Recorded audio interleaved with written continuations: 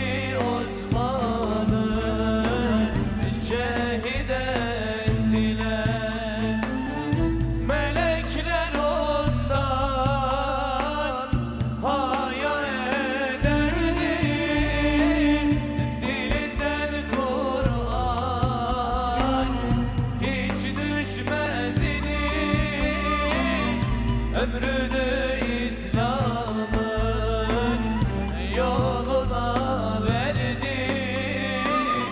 Hazreti Osman'ı şehit ettiler. Melekler ondan haya ederdi, dilinden Kur'an hiç düşmez idi. Ömrünü İslam'ın yoluna verdi. Hazreti Osman'ı şehit ettiler. Bu safın başında kıydılar ona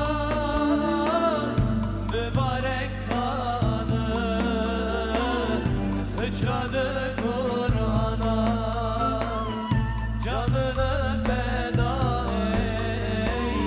eyledi canana. Hazreti Osman'ı şehit ettiler. Canını feda eyledi canana. Hazreti Osman'ı şehit ettiler.